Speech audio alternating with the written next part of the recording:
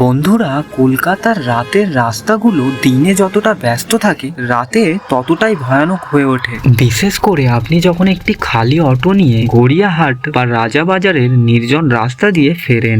আজ আপনাদের শোনাবো এক অটো চালকের গল্প, যে সেদিন রাতে তার অটোতে এমন একজনকে বসিয়েছিল যাকে সে আর কোনোদিনই নামাতে পারেনি। রাত তখন প্রায় 1:30, আকাশটা মেঘলা আর ঝিরঝিরে বৃষ্টি পড়ছে। অতনুদা তার অটো নিয়ে বাড়ি ফিরছিলেন।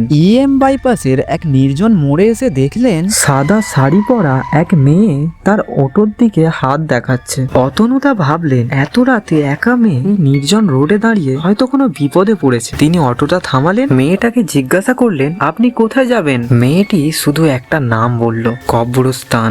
অতনুদা একটু অবাক হয়ে গেলেন, কিন্তু সে কিছু না ভেবেই অটো স্টার্ট দিলেন। আয়নায় দেখলেন মেয়েটি একদম স্থির হয়ে বসে আছে, তার মুখটা লম্বা, চুলে ঢাকা। কিছুক্ষণ পর অতনুদা খেয়াল করলেন ভ্যাপসা পচা একটা গন্ধ অটোতে ছড়িয়ে পড়েছে। উনি কথা বলার জন্য আয়নার দিকে তাকালেন আর ওনার বুকটা ধূপ করে উঠল।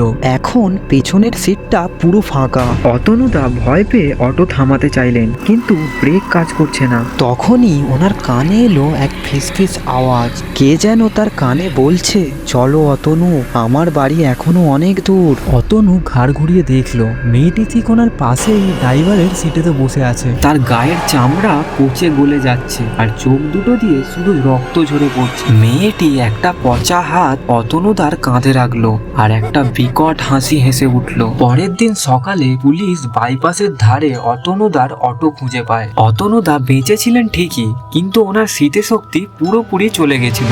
উনি শুধু একটা কথাই বিড়বিড় করে বলছেন, এখনো ভাড়াটা দেয়নি। ভিডিওটা ভালো লাগলে অবশ্যই লাইক সাবস্ক্রাইব করে যাবেন। দেখা হচ্ছে নতুন কোনো গল্পে।